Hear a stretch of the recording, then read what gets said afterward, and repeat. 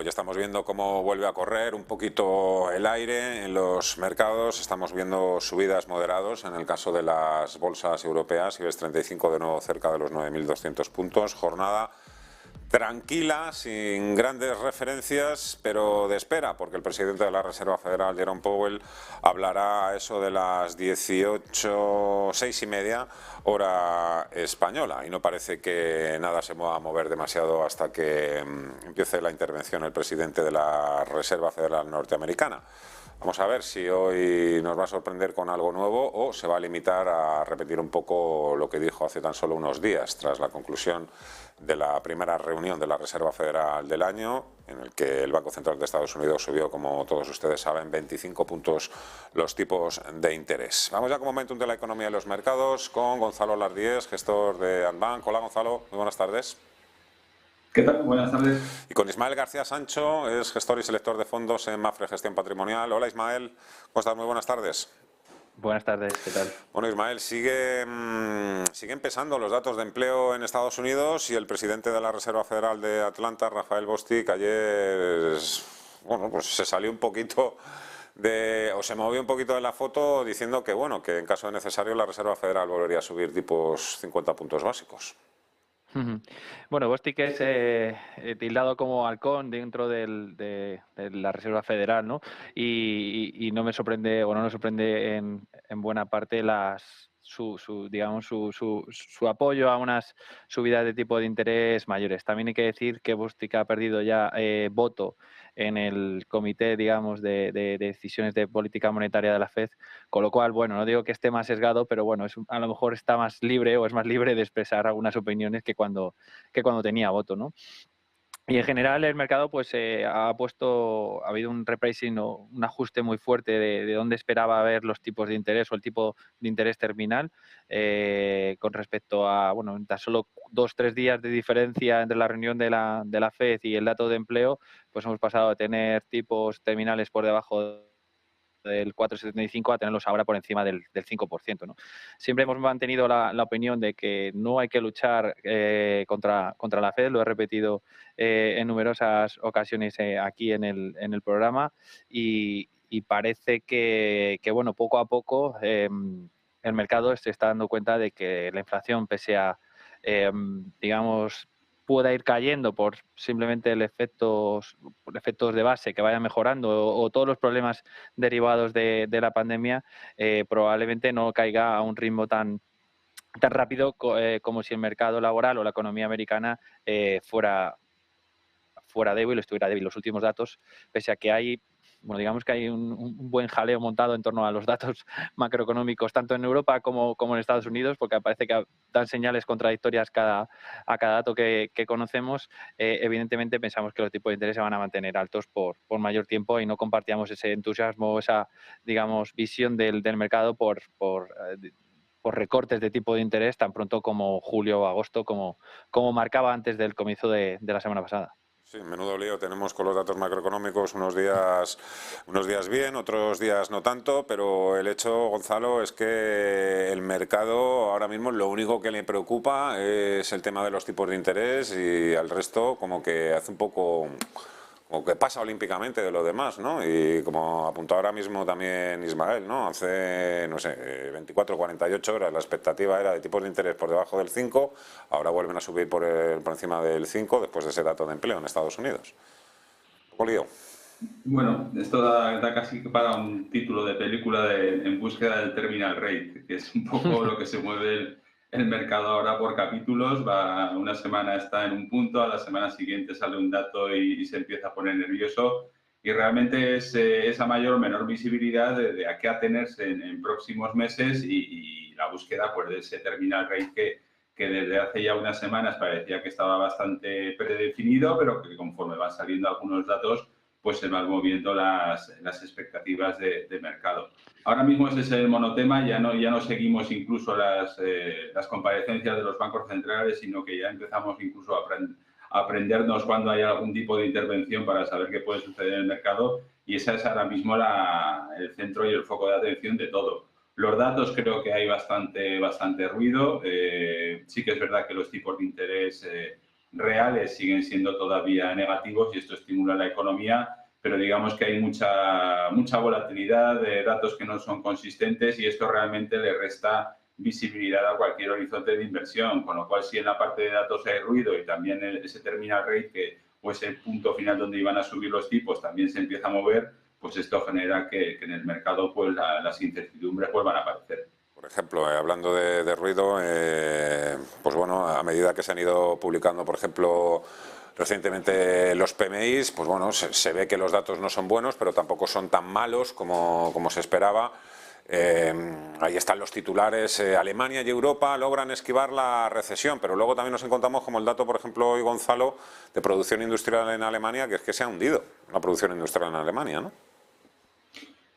Bueno, en general sí, en el resto de economías pues hay bastante dispersión y volatilidad en cuanto a los datos. La situación alemana es un tanto particular y es un tanto particular y no es tan mala como podríamos haber pensado hace 6 meses, porque hace 6 meses en la mitad del verano lo que estábamos descontando o el mercado podía prever es que en estos momentos, en febrero del 2023, pues habría cortes en el gas, habría una situación un poco caótica en Alemania. Y esa vuelta a la normalidad o ese peor escenario que no se ha materializado es, digamos, en lo que se están asentando los datos en Alemania. Con lo cual, si en general, pues lo que hemos comentado hace un momento, hay mucha dispersión o mucho ruido en los datos, en el caso de la economía alemana esto es un poco particular. Con lo cual, yo creo que tampoco hay que sacar demasiado las cosas de contexto. Habrá que esperar semanas o incluso meses a que haya cierta estabilidad, pero sí en general, pues lo que hemos comentado, hay bastante dispersión o mucho ruido en los datos. En el caso de Alemania, pues es todavía para tomarlos con bastante más cautela. Lo malo, ¿no? Entiendo, Ismael, Gonzalo, el hecho de que haya un mal dato macro de actividad industrial en el sentido de que esto puede, pues bueno, no sé qué frase utilizar, desmotivar al Banco Central Europeo para que siga subiendo los tipos de interés. Desde luego el balance entre inflación, crecimiento o alcanzar el equilibrio entre ambos es una tarea muy complicada, tanto en Estados Unidos como en Europa y especialmente en esta última, ¿no? Alemania, que es bueno quien representa o mayor peso tiene en todos los cálculos que se hacen a nivel europeo, pues está teniendo problemas. Recordemos, por ejemplo, que el dato de inflación que conocimos la semana pasada de inflación en la eurozona se hizo con una estimación de la inflación en Alemania por la dificultad de la agencia alemana de conseguir, digamos, elaborar un índice acorde a como lo venía haciendo, ¿no? Respecto a la producción industrial, pues solo por comentar, ¿no? Parece que hemos sobrevivido al invierno sin el gas ruso, pero sin embargo, por ejemplo, el dato de producción industrial hoy está muy sesgado a la baja por compañías, por industrias que son o que necesitan mucha energía, son muy intensivas en energía, como puede ser las empresas químicas y las empresas de construcción. Por ejemplo, han sido las dos principales industrias que han tirado del dato de producción industrial muy por debajo de lo que esperaba el mercado. E incluso, y por continuar con el tema de la volatilidad de los datos, el crecimiento, digamos, del PIB en el cuarto trimestre en la eurozona fue de 1/10, lo cual pues sorprendió a muchos porque se esperaba un dato mucho peor, pero estuvo muy sesgado por el crecimiento de Irlanda, que supuso 1/10 al crecimiento pese al poco peso, digamos, que tiene Irlanda como tal en los índices o en los cálculos estadísticos de la eurozona, ¿no? Con lo cual, el lío, por volver a utilizar la palabra, ¿no? que hay o la volatilidad que hay en cuanto a los datos o lo que indican las declaraciones de los bancos centrales y lo que hace el propio mercado, pues supone que ahora mismo es un momento para realizar pocos cambios de calado y tener algo más de perspectiva o de visión acerca de ese, digamos, equilibrio entre crecimiento e inflación, por qué lado se decanta.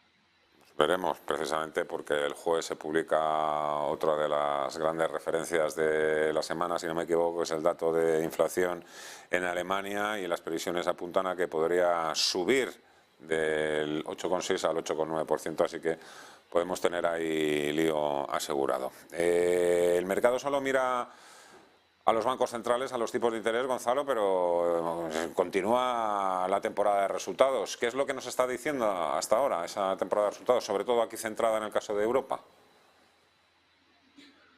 Bueno, empiezan a salir datos en algunas compañías algo más flojo, tampoco es algo que se puede generalizar y casi lo mismo que estábamos comentando ahora con el ruido que hay en algunos datos económicos, pues también hay mucho ruido en cuanto a la presentación de resultados. Hay compañías que baten expectativas. El mercado en general yo creo que se está agarrando a que lo malo que pueda venir pues ya puede estar metido en precio en algunos sectores con las caídas del año pasado.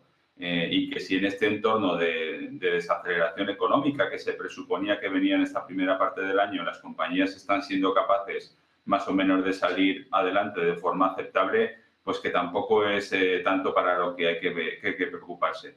Luego hay un elemento más de distorsión, que más allá de la cautela que puede haber por parte de los inversores, hay muchísima liquidez todavía en el mercado y esa liquidez tiene que buscar acomodo. Entonces, en el momento que hay que se rebaja un poco el tono de expectativas negativas, pues digamos que esa liquidez sale de los cuarteles de invierno y rápidamente pues busca dónde invertir. Está claro que hay una cierta apetito de Europa respecto a Estados Unidos, que haya un apetito mayor de las compañías, digamos, tradicionales frente a esas compañías de crecimiento y esa liquidez pues tiene que buscar acomodo. Con lo cual, hay mucha parte del mercado que piensa que lo peor en cuanto a lo que puede venir en beneficios puede estar descontando en unas cotizaciones que a lo mejor ya han retrocedido en algunos casos, que en el caso de que haya alguna desaceleración no va a ser importante y los beneficios no se van a ver resentidos y ese es, digamos, las expectativas que tiene. Todo el tema de inflación, subida de tipos, añade algo de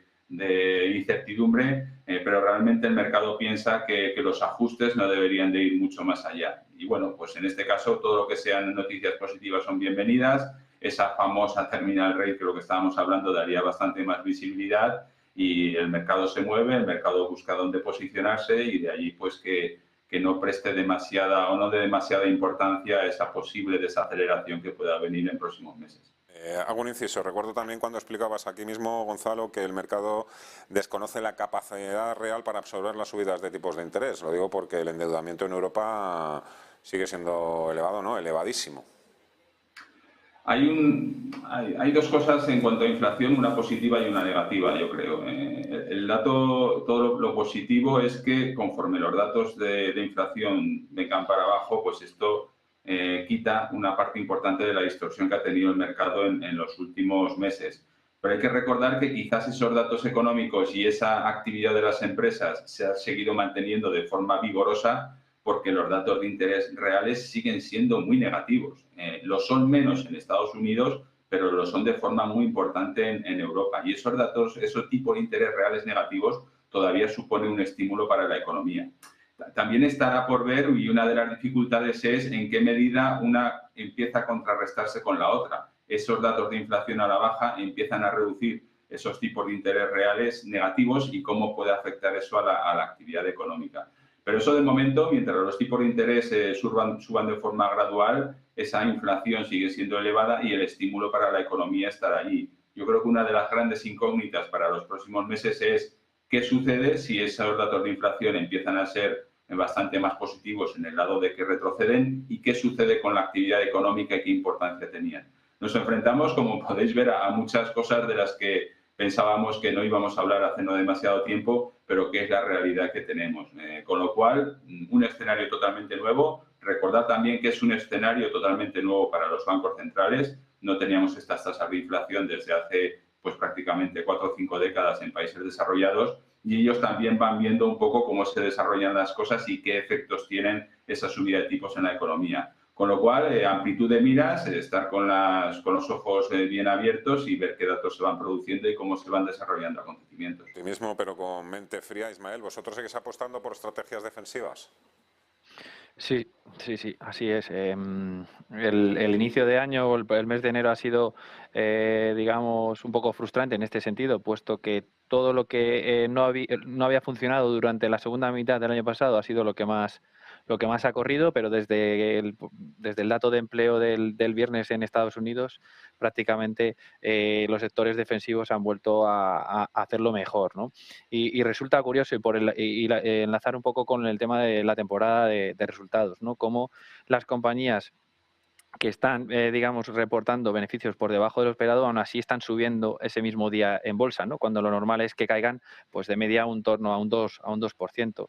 Y otra, digamos, dicotomía por el tema de los sectores defensivos, sector salud, digamos, suele ser un sector muy defensivo. De hecho, es el sector dentro del S&P 500 que mayor porcentaje de sorpresas en cuanto a beneficios está consiguiendo, y aún así, pues es uno de los peores en cuanto a rentabilidad en el acumulado del año, ¿no? Con lo cual, digamos que podemos ver estos rallies en algunos sectores quizás un poco castigados por la subida de tipos de interés si los datos o el mercado se decanta por un pico de la inflación y por tanto por un pico de ese terminal rate que comentaba Gonzalo, pero en general la situación o el balance nos sigue, digamos, apuntando hacia cierto conservadurismo, ¿no?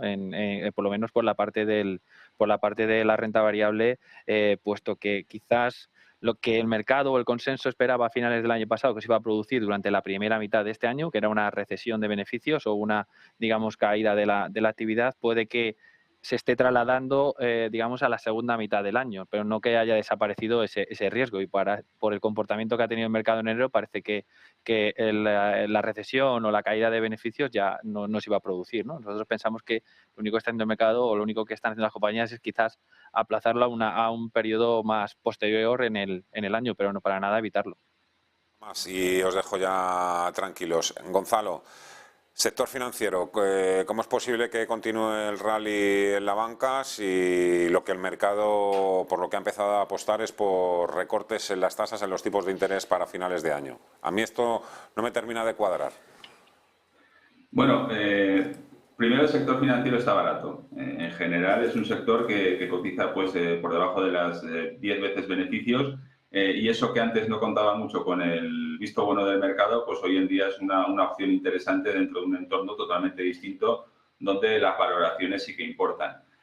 Por otro lado, todo lo que ha sido la subida de tipos y evolución del Euribor especialmente en los primeros trimestres de este año, en el año 2023, todavía el efecto base es muy positivo. Lo que se llama el repricing de las hipotecas, pues todavía en estos 2 trimestres primeros del año viene fuerte porque el efecto base respecto al año anterior es muy positivo. En la última parte del año ya se hizo una parte de esa puesta en valor del precio de algunas hipotecas, pero el grueso digamos, de ese repricing o de puesta en precio con el Euribor viene en este primer semestre. Hay que recordar que todavía no hay remuneración de los depósitos. No sé si eso llegará en algún momento, pero de momento toda esa puesta en valor de los precios de los créditos va enteramente a margen. Con lo cual, mientras no suceda nada desde el punto de vista de crecimiento y no haya sustos de estos que suele siempre haber de vez en cuando y que afectan al sector financiero, si continuamos con esta tendencia,